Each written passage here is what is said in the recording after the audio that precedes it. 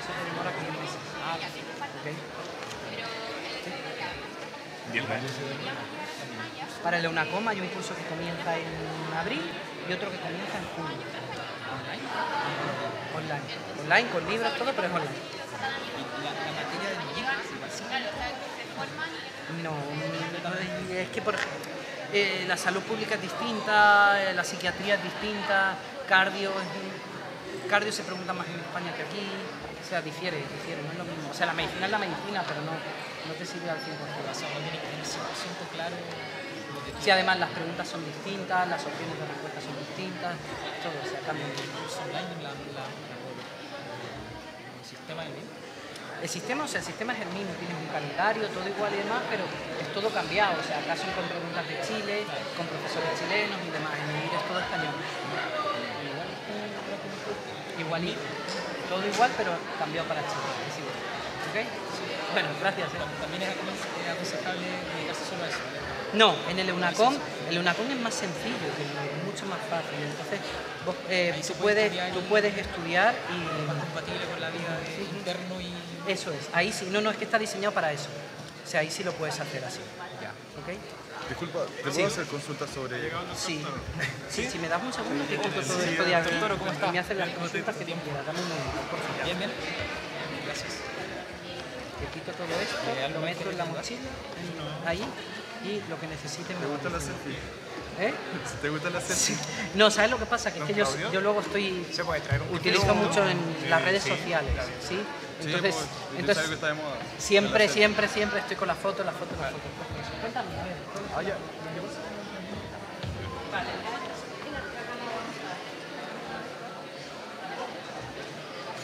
¿Está bien?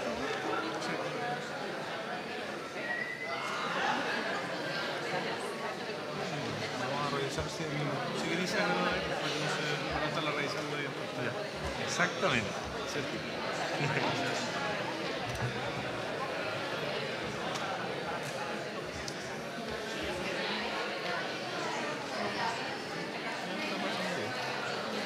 Tenía diapositivas secretas.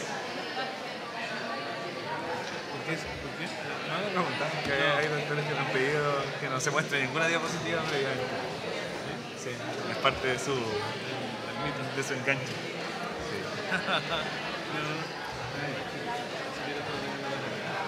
Ok. Ya, estamos entonces. Ahora hay que esperar que empiece el bloque nomás, yo lo presente.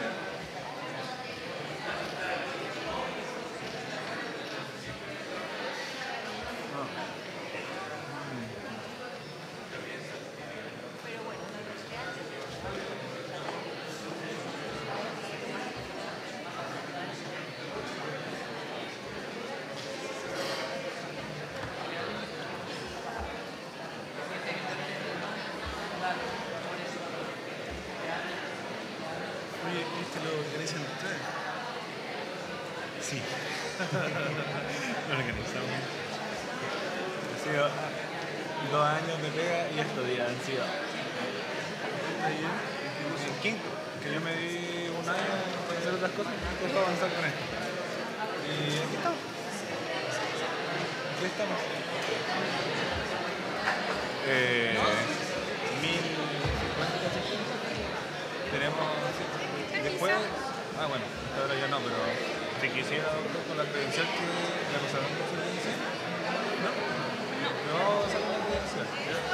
Si quisiera mañana, por ejemplo, mañana cuando tenga su otra charla, puede pasar después a la charla. Tenemos una charla magistral al final con el doctor Maturana. Sí, bien. Así que para que aproveche también. ¿Ya? Invitado cordial a los Bueno, expositores. mañana estoy ocupado, me vengo al hospital y después vuelvo. Ah, ya. Pero claro, ahorita el programa en general está bien variado. Nutrido. Sí. Ya. Dale.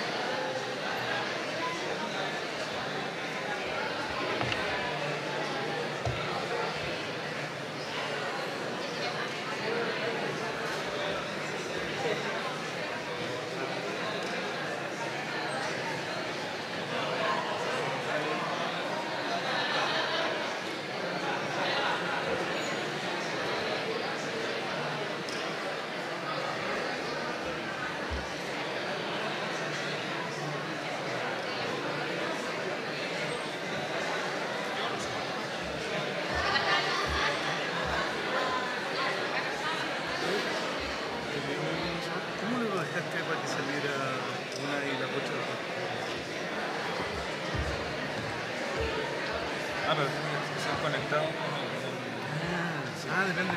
sí. No sé cómo lo hacen, pero no sé cómo lo hacen. Yo tampoco. Estoy viendo la siguiente. Doctor, ¿va a presentar con este micrófono? ¿O prefiere de los de mano? Prefiero los de mano, que me muevo. Ya. Ya. Súper. Un micrófono de mano. Y su café lo puede dejar aquí si quiere y lo tomamos. Es su estilo.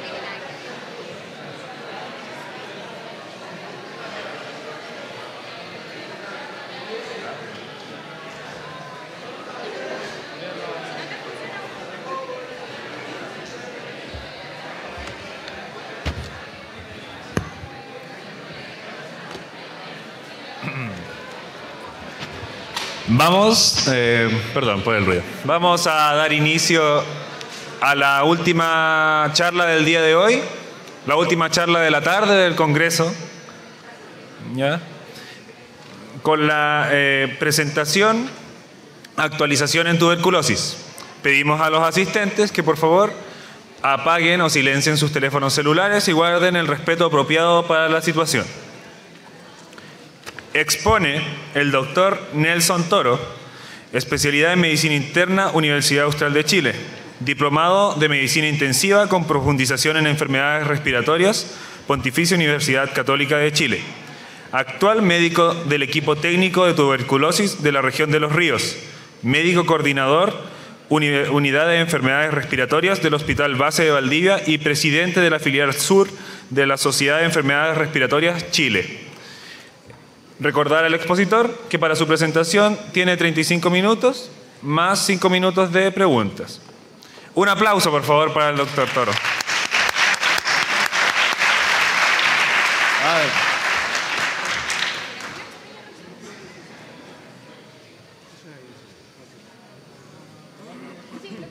Vale. Hola, buenas tardes. Muchas gracias por la exhaustiva presentación. Muchas gracias al comité organizador por la invitación. Y vamos a conversar, la idea es que podamos conversar finalmente después de esto, algunas palabras respecto a tuberculosis. La tuberculosis es una patología que está un poco olvidada en países en vías de desarrollo y sobre todo en países en desarrollo. Esta situación ha sido compleja a nivel mundial durante este presente siglo porque las fronteras se han abierto y por lo tanto no existen ya países con alta incidencia alejados o aislados de países de alta incidencia. Por lo tanto, se deben tomar políticas mundiales y esa es la actitud de los diversos organismos que regulan el estudio, la prevención y el tratamiento de la tuberculosis en estos tiempos.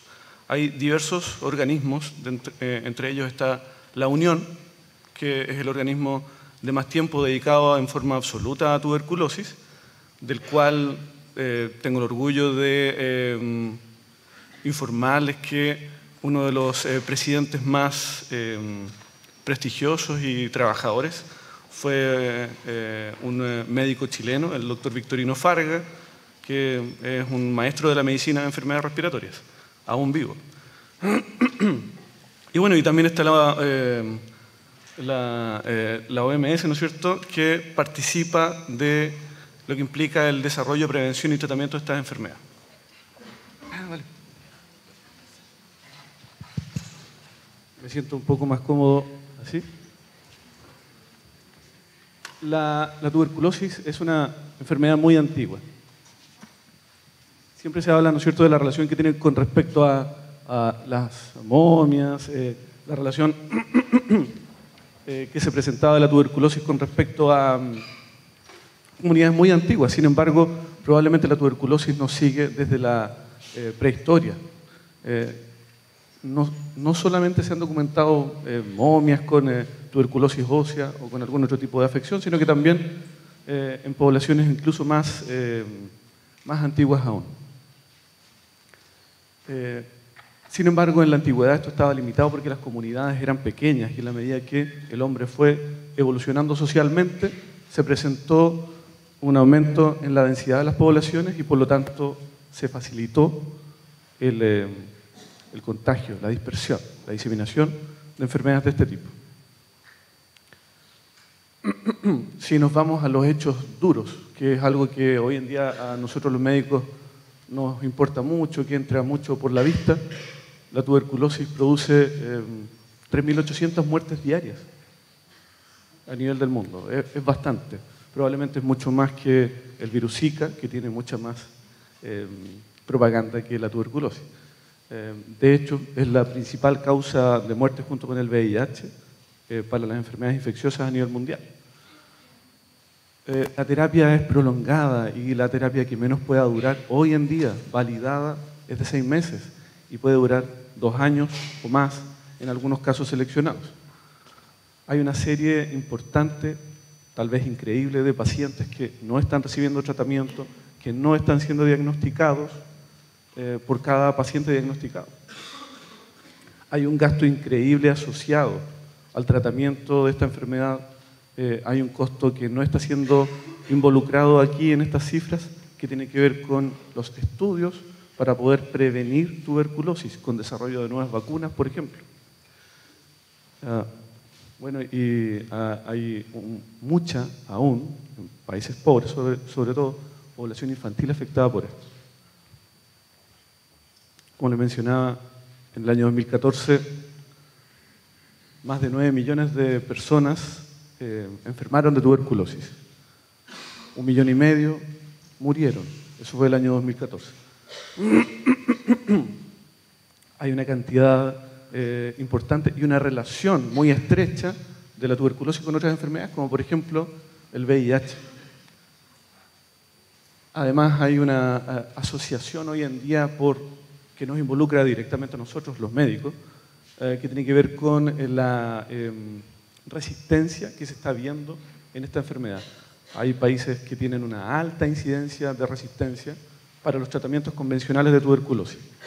Esto existe en Chile, nosotros ya tenemos pacientes con tuberculosis que es drogoresistente y es algo que desafortunadamente ha ido aumentando año a año. Esto es relativamente nuevo. La tuberculosis tenía una disminución progresiva en la incidencia por todas sus formas aquí en Chile. Este siglo había llegado a una suerte de meseta y el año pasado, en la revisión de las estadísticas nacionales, fue el primer año en el cual la tuberculosis aumentó en su incidencia. Esto obviamente que va a traer algún tipo de coletazo desde el punto de vista político. Es un tema que se está tratando, que se presentó en los comités de asesoría central hace menos de un mes y probablemente vamos a tener alguna respuesta durante el transcurso del año. Estos son nuestros datos. Son datos chilenos, que es importante siempre ver la realidad local para poder tomar las conductas idóneas. Y podemos ver de que para nosotros el grupo de VIH bordea el 10%. Los extranjeros, ¿no es cierto?, se empinan por sobre el 10% respecto a los grupos de riesgo que tienen más posibilidades de tener tuberculosis. El alcoholismo, un 9,3%. Y quiero destacar acá, con respecto a otras poblaciones y a otros grupos, la diabetes se señala aquí en un porcentaje de 6%.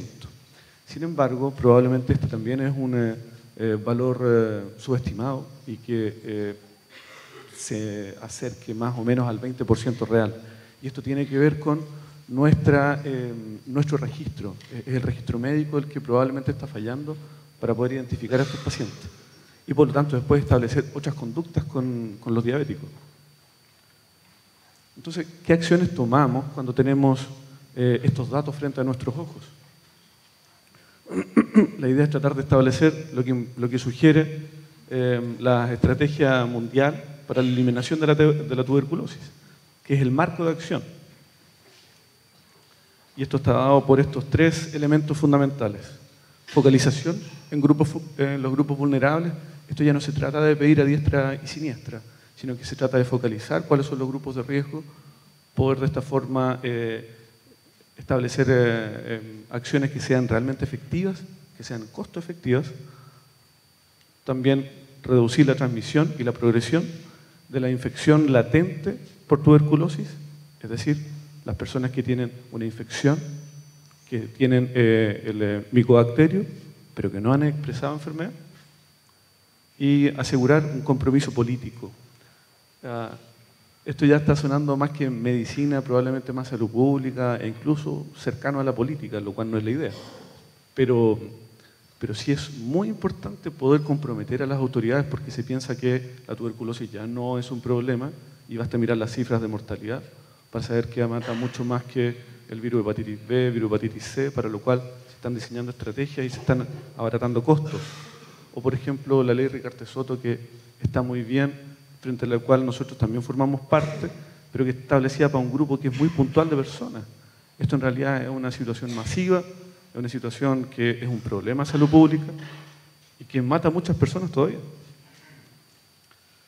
Así que vamos a partir con la reducción de la transmisión y de la progresión de la infección latente.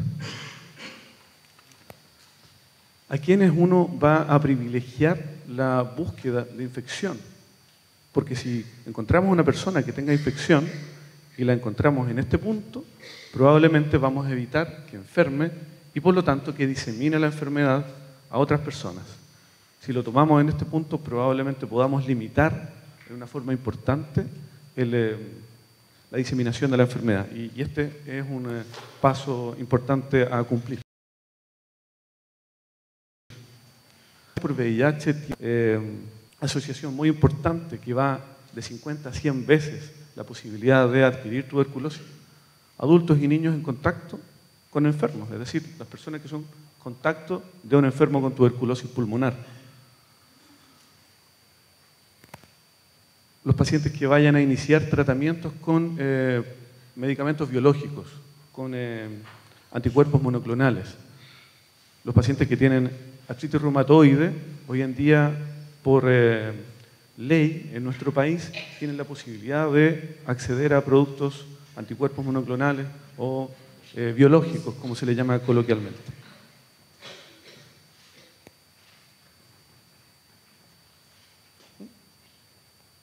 Enfermos en diálisis, que también se asocian a un alto riesgo, y personas que se preparan para recibir trasplantes de órganos.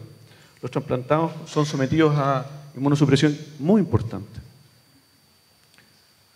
Pero yo les mostré los datos y habían otras personas que también eran grupos importantes de riesgo. Estaban los alcohólicos, están las personas en situación de calle, están los diabéticos que están subdiagnosticados desde el punto de vista de la tuberculosis. Están los reos. Estamos nosotros, que somos el personal sanitario, que trabajamos con estos enfermos, que algunos los están de propia. Inmigrantes a carga de tuberculosis. Tenemos que establecer políticas con respecto a eso. Nuestro país ofrece tratamiento a cualquier raza, cualquier etnia, cualquier grupo, sin hacer diferencias de país, si es chileno o extranjero. Esto ha dado pie para que personas de otros lugares vengan a Chile, abandonando tratamientos en sus países, para lograr un tratamiento que a ojos de ellos pueda ser mejor. Personas sin hogar, consumidores de drogas ilícitas, diabéticos. Entonces, como se nos enreda mucho y tenemos un popurrí de factores de riesgo, uno los puede determinar y agrupar por determinantes, si esto es socioeconómico y cultural o si son biológicos. Entonces, personas que tengan factores de riesgo por determinantes biológicas serán los que tienen algún tipo de inmunosupresión, sea adquirida, sea por adquirida infecciosa, sea en relación a estados que alteran la funcionalidad de nuestros linfocitos, sea por alguna otra inmunosupresión, por fármacos, o por determinantes socioeconómicos y culturales, los migrantes o extranjeros, los indigentes, prisioneros o reos, alcohólicos, pobreza, hacinamiento, etc. Como ustedes ya se pueden dar cuenta, esta es una enfermedad claramente ligada a la económica de los países. Y hoy en día es tan importante este nexo que tiene que se constituye como un marcador del estado social y económico de los países. Entonces, si ustedes miran, por ejemplo, a Noruega, Noruega no tiene tuberculosis, pero sí tiene migrantes, por lo tanto tiene que tener políticas. Cuba tiene muy poca tuberculosis. ¿Ya? Ha logrado con distintas acciones establecer buenos números respecto a tuberculosis. Nosotros tenemos más tuberculosis, mucha más. Somos un país que estamos dentro de los grupos en bajo riesgo, en baja incidencia, pero somos aún, ¿no es cierto?, un país que dentro de este grupo estamos arriba. Para ser honestos, dentro del grupo de Panamérica, a nosotros aún nos tienen dentro del grupo de países de baja incidencia, porque estamos por sobre 10 en tasa de incidencia, estamos en 16, pero nos tienen igual por cariño, porque el grupo nació a partir de lo que expuso Chile hace muchos años atrás. Entonces, como el grupo lo fundó Chile, todavía nos tienen en el grupo de baja incidencia. Cuando uno quiere ver números, la población inmunosuprimida, VIH, 50 a 100 veces más posibilidades de tener tuberculosis, de infectarse y de enfermarse. Los pacientes que tienen artritis reumatoide pueden estar con prednisona, probablemente con algún otro fármaco inmunosupresor, con metotrexato, etc. Pero la verdad es que el riesgo se eleva significativamente cuando reciben inmunosupresión por biológicos, anticuerpos monoclonales. Los pacientes que se someten a trasplante de órgano sólido, cuando se inmunosuprimen. Hoy en día las inmunosupresiones son extraordinariamente agresivas. Y corticoides a largo plazo en general, cuando se supera el número mágico de 15 miligramos, se empieza a elevar y ahí es progresivo.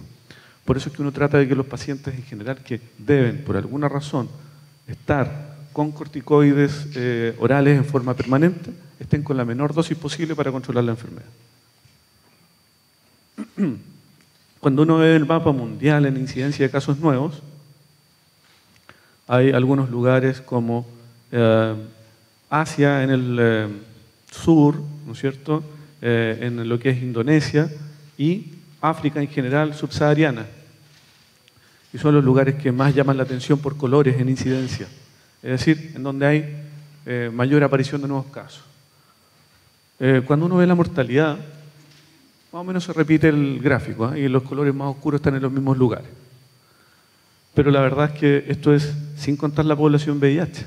Cuando uno suma, ¿no es cierto?, o evalúa solamente la población VIH, África sigue siendo un lugar importante de riesgo. Sin embargo, aparecen países que no habían aparecido antes, como por ejemplo Estados Unidos. Estados Unidos tiene una gran población VIH y por lo tanto tienen una incidencia que es significativa respecto a tuberculosis en este grupo. Entonces, cuando uno piensa en VIH, 30 es un número en realidad bajo, 50 veces más de contraer, posibilidades más de contraer tuberculosis que los VIH negativos. Cuando uno ve de que la tuberculosis venía disminuyendo en los años 80 subió y uno de los responsables, fue el VIH, de que subiera nuevamente la incidencia de tuberculosis. Otros responsables fuimos nosotros mismos por las terapias inadecuadas. Cuando uno ve la población mundial afectada por tuberculosis en casos nuevos, que yo le había mencionado, 9,5 millones, la población VIH constituye un poco más del 10% a nivel mundial. Pero de toda esta población, cerca del 90% se encuentra en África. Cuando uno ve cifras, que estas son cifras mundiales y son parecidas a las cifras latinoamericanas, los pacientes que tienen notificación de VIH positivo, se han mantenido en una lenta disminución, ya desde sobre un 20% y una lenta disminución en el transcurso de los años. Sin embargo, esta gráfica que uno podría tomar como alentadora, que es los pacientes que tienen tuberculosis, tienen que tener acceso a terapia antirretroviral, porque si no se mueren, ha ido subiendo sostenidamente. Sin embargo, desde el año 2000 y tanto, 2007, las cifras eran cercanas al 30%. Eso es pobrísimo. Actualmente, al año 2013, estamos mirándonos en el 70%. Sin embargo, aún hay cerca de un 30% que no está recibiendo terapia. Al no recibir terapia, la tasa de mortalidad se duplica. Por lo tanto, es un tema todavía importante a mejorar. Cuando uno habla de tuberculosis, ¿no es cierto?, debe machacar en el mismo concepto, en el progreso en políticas de salud. Por lo tanto, sigue siendo un tema político. En abarcar la gran cantidad de población de riesgo. Cuando uno habla respecto a la cantidad de VIH en la población joven, ustedes vieron, o probablemente están en conocimiento de los datos de este último año, que el VIH se duplicó o que aumentó la incidencia enormemente, sobre todo en la población joven, en los menores de 35 años y menores de 30. Por lo tanto, la Organización Mundial de la Salud nos da algunas directrices de manejo. Y uno debe reforzar el manejo integrado para los pacientes VIH y con tuberculosis. Todos los pacientes, esto parece algo de perogrullo, pero no se logra. Todos los pacientes con tuberculosis deberían tener un VIH. Y si es VIH positivo, deberían tratarse. Los pacientes además deberían recibir profilaxis de otras terapias para otras infecciones. Por ejemplo, cotrimoxazol para los pacientes que tienen riesgo de padecer neumocistosis. Intensificar la pesquisa de tuberculosis en los VIH positivos. Usar quimioprofilaxis en los pacientes que tienen infección latente por tuberculosis y prevenir la transmisión. Entonces, ¿qué podemos hacer para poder mejorar esto? Porque si usamos las mismas herramientas actuales, la verdad es que no va a pasar nada muy especial. Bueno, en ese contexto tenemos la posibilidad de determinar molecularmente la existencia de esta micobacteria. Y esto se puede hacer con técnicas simplificadas hoy en día. El inicio de terapia antirretroviral dentro de los primeros 2 meses, pero si la inmunosupresión es grave y el paciente está hospitalizado, el inicio precoz. Esto hace un par de años se discutía y se difería enormemente y los pacientes se morían y se morían. Hoy en día está ultra comprobado de que el inicio debe ser precoz y con eso se reduce la mortalidad.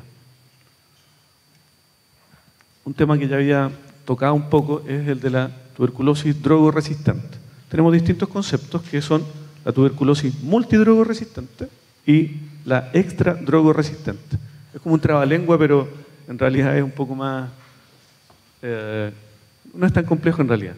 La tuberculosis multidrogoresistente se caracteriza por presentar resistencia a 2 fármacos, el germen, a 2 fármacos que son de primera línea, que son la isoniazida y la rifampicina, que son los mejores medicamentos para esto. Por lo tanto, ya es un problema, es un quebradero de cabeza. La extradrogoresistente se caracteriza por presentar resistencia a esto, que son los mejores fármacos, más una fluoroquinolona, más un aminoglicosio inyectable. Entonces, las posibilidades terapéuticas se van estrechando enormemente.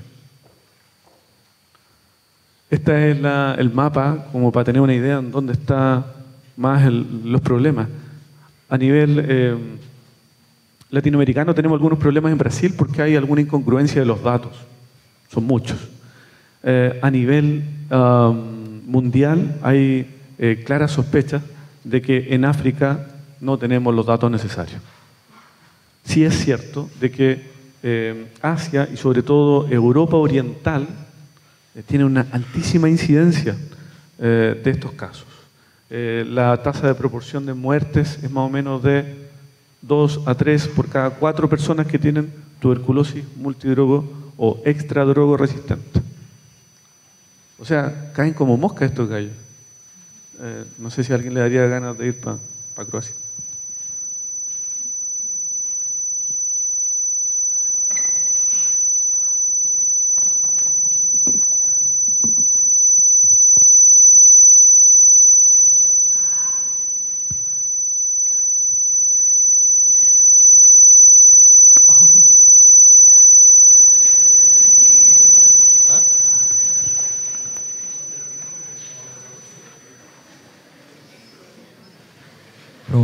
Probando.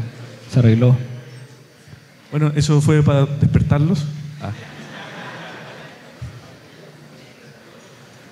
Por lo tanto, uno se pregunta cómo uno se puede contagiar esto, cómo se puede generar, cómo me pego a esta cuestión, si no hay cómo tratarla.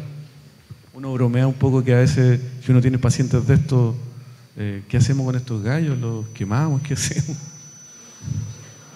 Mentira.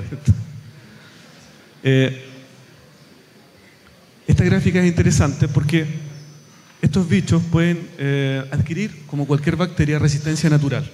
El micobacterio es tuberculoso, es una micobacteria extraordinariamente compleja. Lleva muchos años con nosotros, como yo mostré, viene desde la antigüedad, por lo tanto nos conoce perfectamente. Tiene una cantidad de antígenos de superficie que es enorme, que es inconmensurable. Estamos hablando de una bacteria que se reproduce cada 12 o 24 horas, se duplica. Súper lento. Uno la miraría muy a huevo. No tiene toxinas importantes, pero es capaz de generar una respuesta inmunogénica extraordinaria. Entonces, cuando hay una concentración alta de 10 elevado a 7 a 10 elevado a 8, sabemos que ya vamos a tener un mutante natural resistente a rifampicina.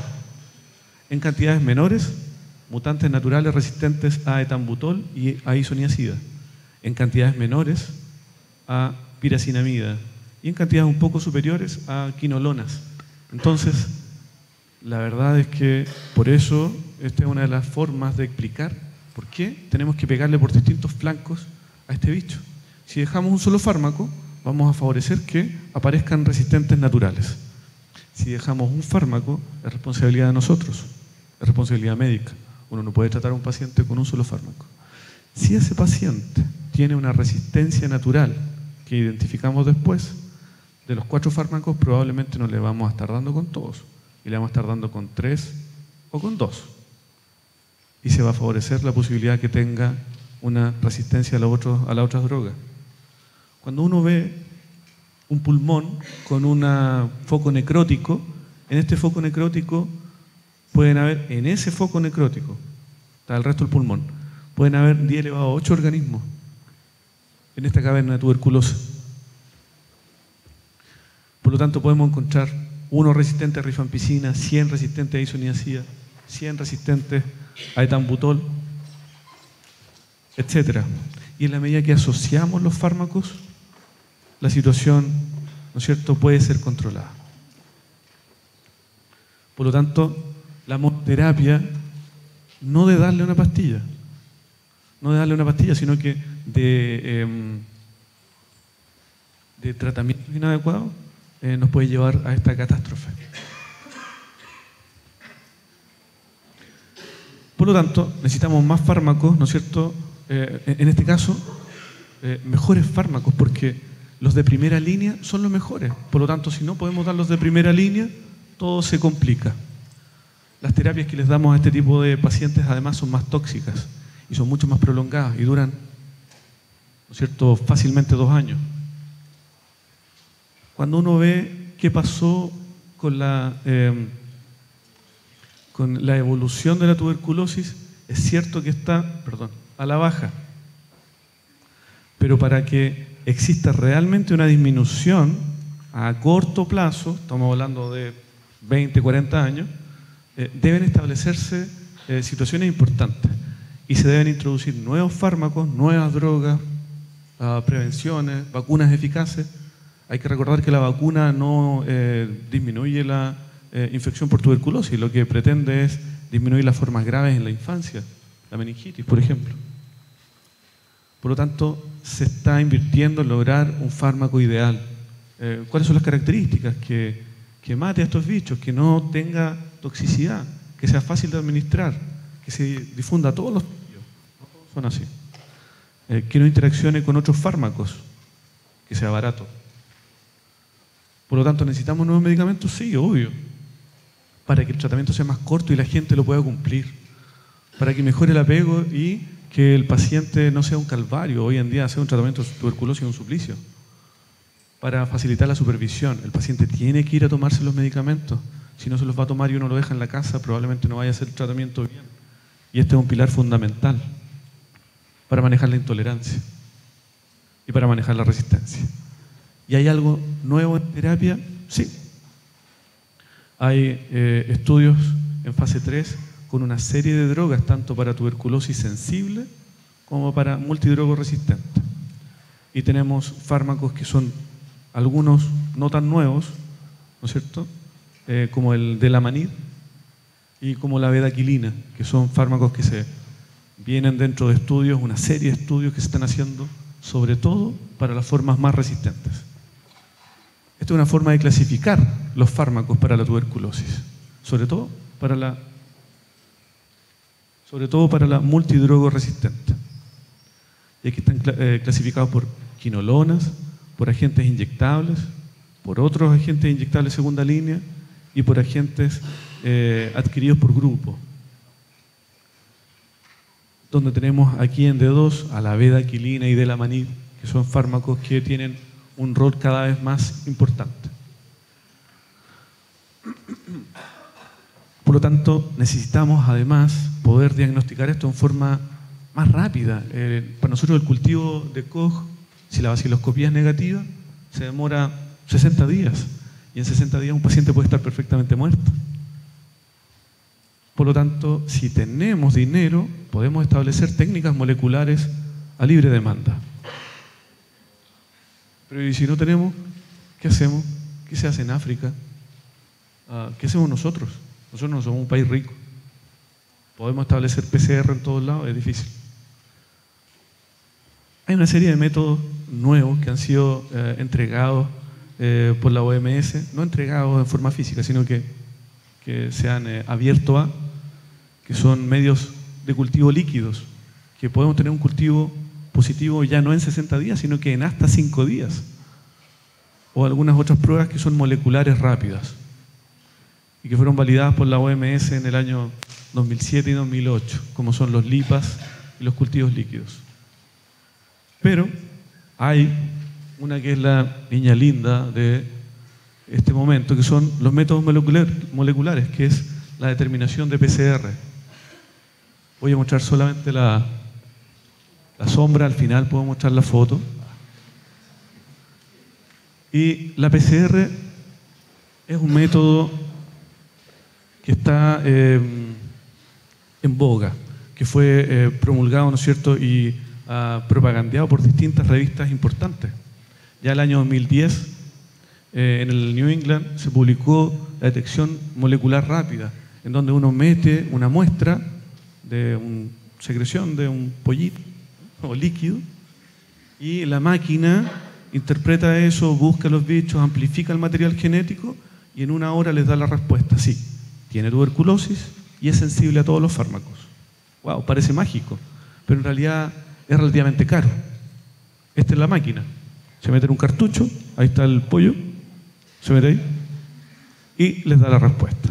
Le dice, tiempo de respuesta, 1 hora 45 minutos. Bacán. Y se comprobó con distintas formas. Entonces, es muy sensible, es muy específico.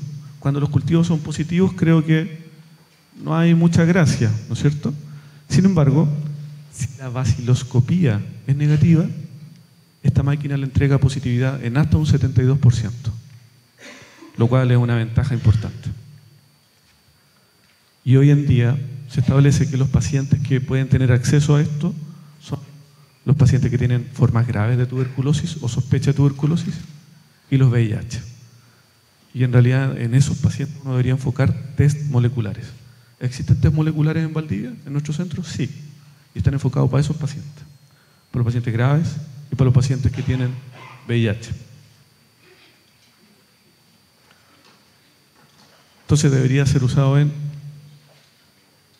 adultos y niños con sospecha de TB multidrogoresistente o TB asociada a VIH y pacientes graves, como por ejemplo los que tienen meningitis. En todos los otros casos, al menos por ahora, hasta que se definan nuevas políticas que a corto plazo se van a cambiar, hay que seguir usando la endoscopía. Y para eso, identificar nuestro grupo vulnerable. Eso es todo. Muchas gracias.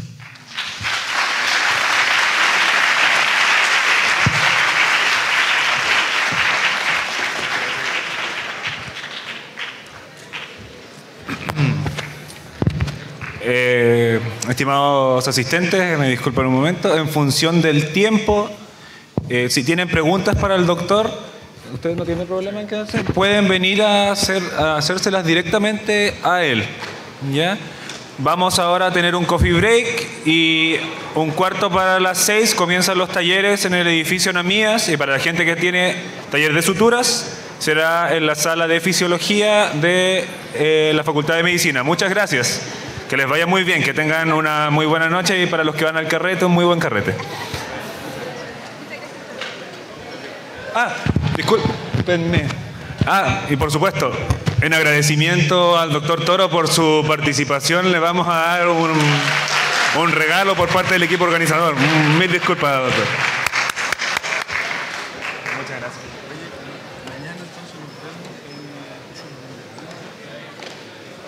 Mañana es en el Namías. Sí. Sácalo nomás, si no le va a hacer nada. ¿No se quemará?